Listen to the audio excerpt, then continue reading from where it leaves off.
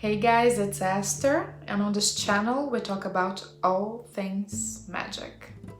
Today I want to do something a little bit different because we see many videos on YouTube and perhaps also on TikTok about tips for beginner witches or tips for witches in general and what you should do, what you should be doing, and that kind of vibe. But how about the things that a witch or magical practitioner should not do? That's probably not pointed out enough, if at all.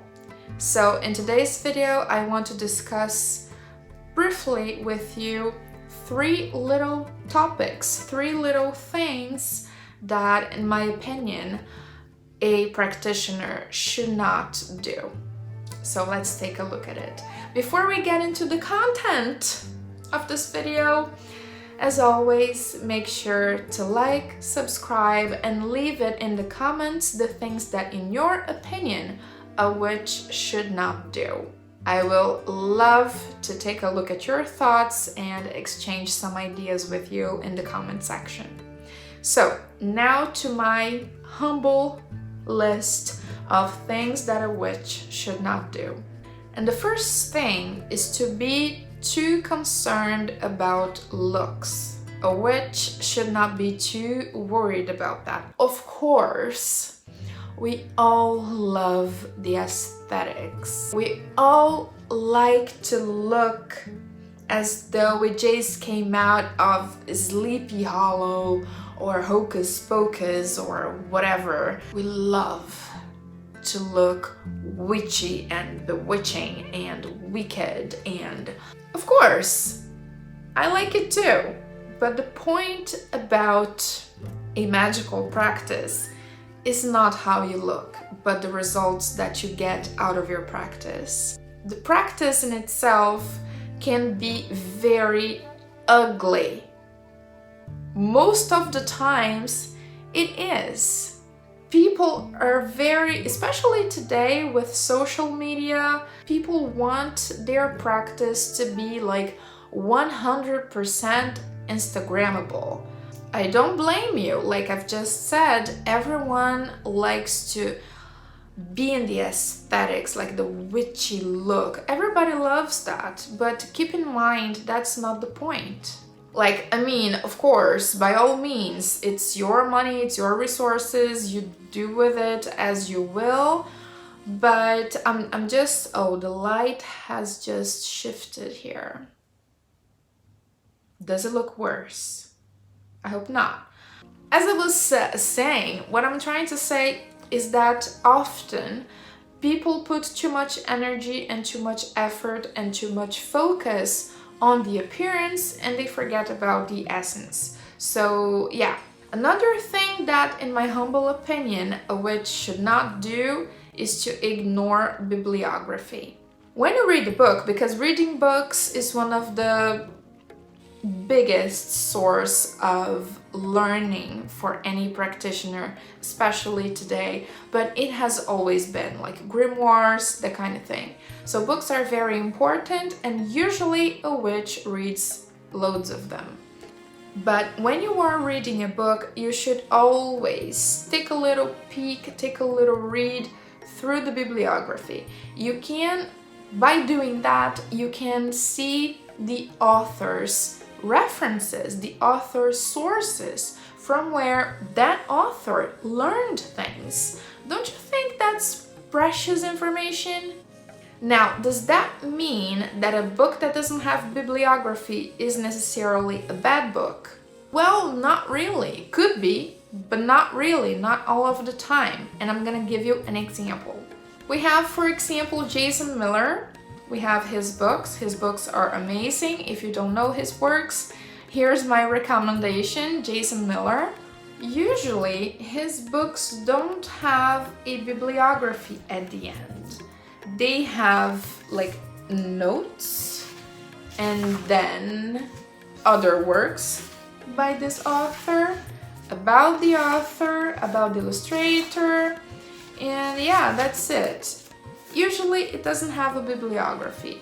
Is that a bad thing? Well, in his case, I say no, it's not a bad thing because he's writing from the perspective of a person with a lot of experience. Could he have used bibliography and other sources? Yes, but did he need to do so? Absolutely not, and his books are fantastic, just the way they are. Okay, however, just because his books don't have a bibliography, it doesn't mean that they're not recommending any other books. Well, not directly, but if you pay attention to the text that you are reading, you will find some interesting recommendations. Like for example, here, this is Consorting with Spirits. On page 9, we have the Picatrix, the Grimoire Verum, the Ars Goetia, the Keys of Solomon. I just mentioned 4 ancient grimoires that you can Google. You can search for those names on Amazon and find the actual books being sold today. So if you pay close attention even to a book that doesn't have a bibliography, you will find other materials, other things to learn further information from. And is he saying, hey, pick up those books and read them? No. But if you call yourself a magical practitioner, you have probably a curious spirit. And me, at least, I can't just see those names being thrown there and not want to take a look at those writings, you know? Actually, as a matter of fact, in one of his books, I don't remember which one, he mentioned a book that I got, The Magus, A Complete System of Occult Philosophy by Francis Barrett.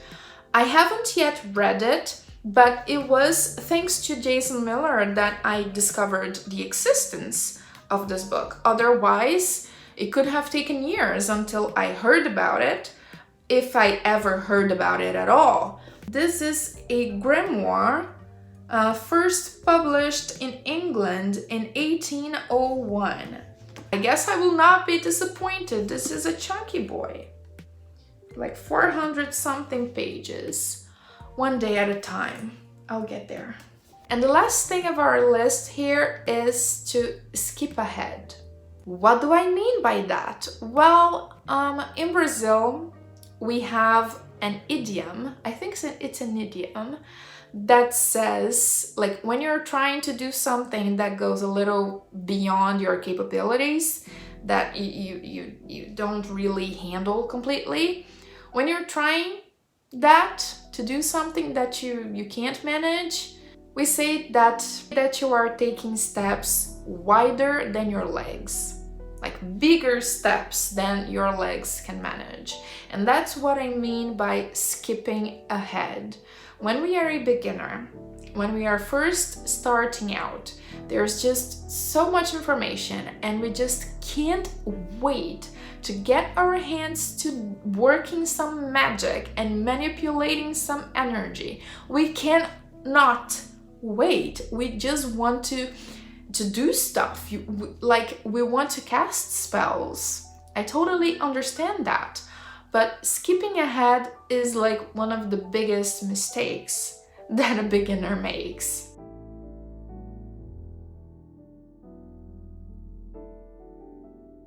Like, for example, before wanting to summon spirits or demons or, I don't know, forming relationships with them, you gotta learn protection. You gotta know those little things like centering, grounding. Before trying to hack someone, do some shadow work. You know, there are like fundamentals, basilar. Does that word exist?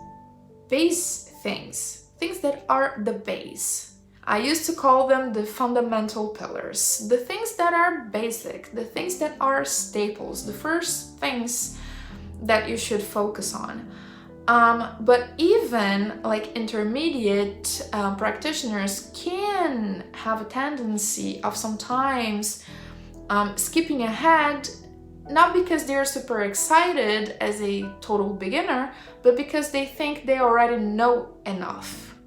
So that's a very dangerous place for a practitioners to put themselves, the place that, oh, I know best, like you don't need to learn anything else. So skipping ahead and thinking that you already know too much and that you don't need to learn anything else, those are things that a witch should not do. Just because you have, I don't know, X, Y, Z years of experience as a practitioner, it doesn't mean that you know everything. Sometimes it's like learning a language.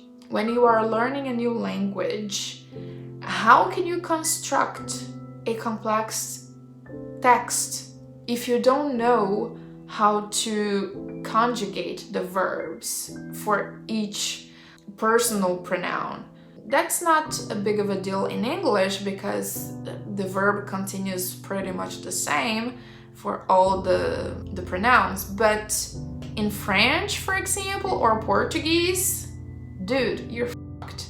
Each personal pronoun is going to have a different conjugation for the verb. Like this, conjugating the verb is something basic in like learning a language.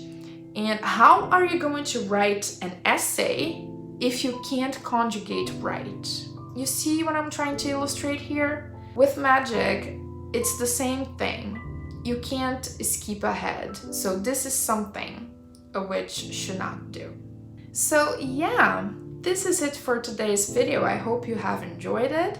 And again, I kindly remind you to like, subscribe, and leave it in the comments the things that, in your opinion, a witch should not do. Thank you for watching. Have a marvelous rest of your day. And remember, practice makes perfect. So let's get witching. Bye.